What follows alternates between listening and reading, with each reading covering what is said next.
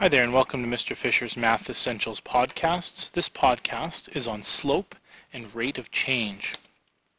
So what is the rate of change? Well, the rate of change is really just the rate at which one variable changes compared to another. So when we look at two variables and their relationship together, the relationship of those variables is the rate.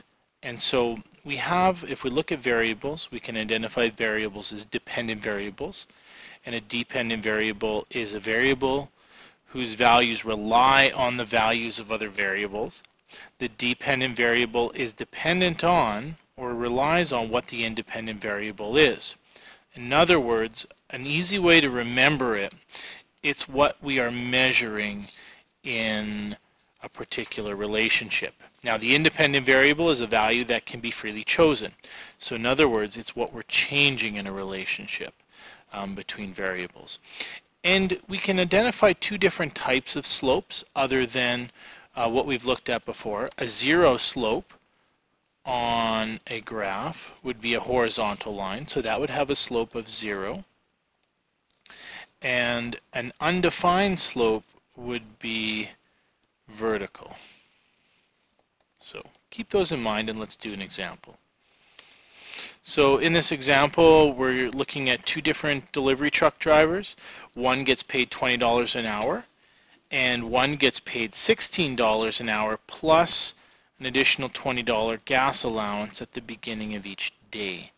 So looking at our points, we're going to write an equation that we can use to calculate each person's earnings. We're going to use P for pay and H for hours, and then we're going to graph those points on the same graph. So let's look at doing the equations. So for the first person, and I'll give him a K, his rate of pay, or P, is going to be equal to $20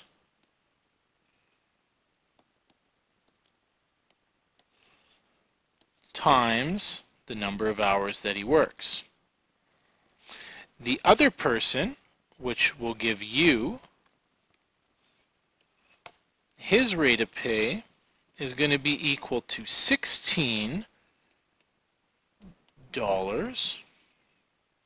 times the number of hours that he works, plus every day he gets an additional $20 gas allowance. So those are the two equations that we are going to use, and we're going to graph those. And so what we're going to do is we're going to pretend, start at hour 1, and we're going to figure out what each of the pays are using those formulas that we just calculated.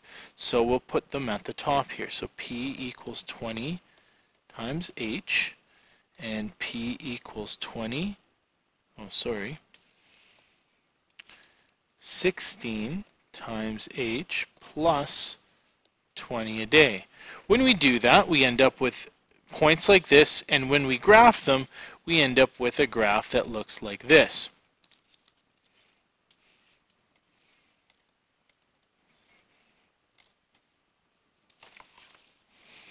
Now,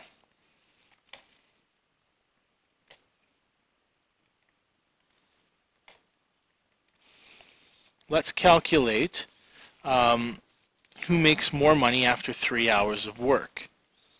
So in order to do that,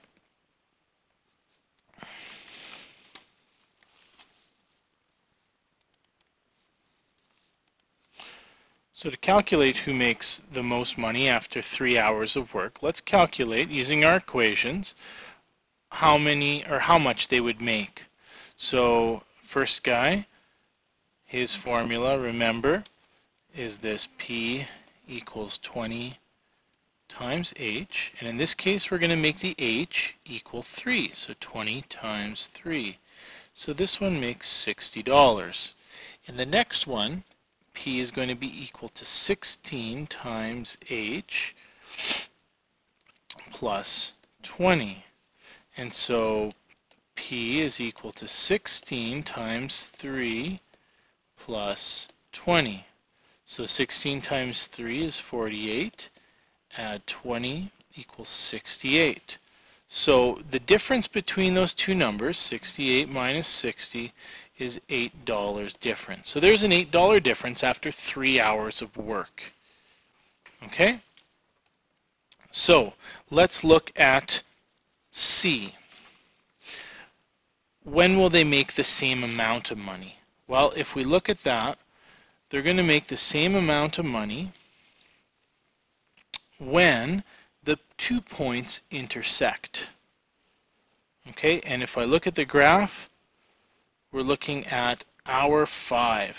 Just by looking at the graph, I can tell that they'll make the same amount of money 5 hours from now. Now, who will make more money after 9 hours of work and how much more? Again, I can apply the formulas.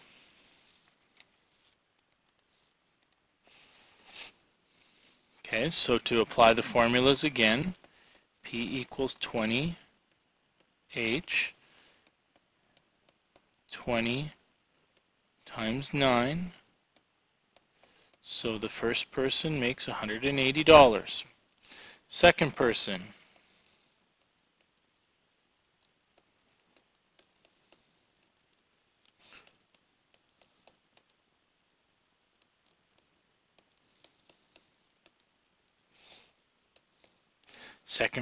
makes $164 only.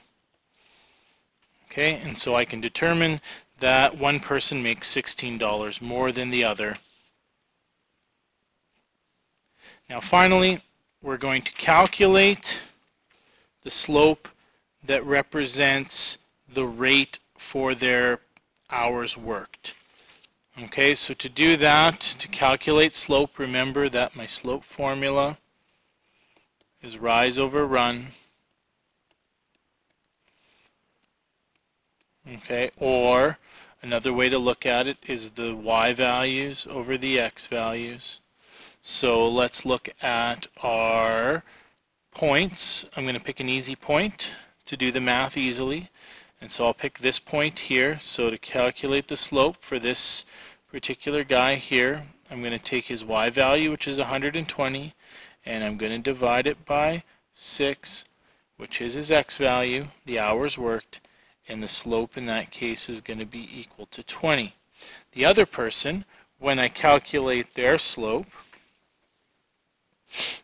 what I'm going to find is that their slope is going to be equal to 16. So notice that the slope is the same as their hourly rate. And that's an important point to note when we look at these particular relationships. Okay, last thing that we need to talk about is how we use coordinates to calculate slope. So notice that in the first example here, I've got a graph. So we're looking at this one right here. And notice that the graph has got a triangle. Now, if this was my linear trend, the slope of this is going to be equal to a point here, which we can give x1, y1, and a point here, which is x2, y2. And the relationship of those 2 points, so how much this goes up, or its rise, over its run, is going to give me the slope.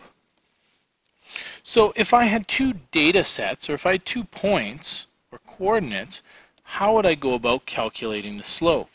Well, remember that I can use my rise over run formula in order to calculate slope. So for example, I know that the top or the front letter is my x, and the second coordinate is my y. Same thing up here. So this is an x, this is a y. I know that this one comes first, so that's a 1, and that's a 1. And I know that this one comes second, so that's a 2, and that's a 2. And in order to calculate the slope of this line here, that connects the 2 points, I can figure out the relationship of those points by using the following formula. So this is my original formula, rise over run. Well, let's figure out what rise is. All rise is the y1, which is going to be somewhere here, to y2, which is up there. And the difference here, that's going to be my rise. Same thing with the run. The run is my x1, which is this point here, and the x2, which is somewhere down here, and the difference of those will be my run. So to calculate the slope, I can take my y2, subtract my y1, and I can divide it by my x2 minus my x1. So if I was to do this example, for example, then I would take my y2, which is 60, subtract my y1, which is 20, and then divide that by my x2, which is 12, subtract my x1, which is 4.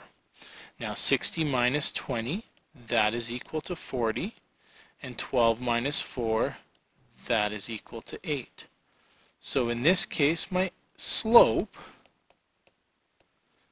is going to be 5.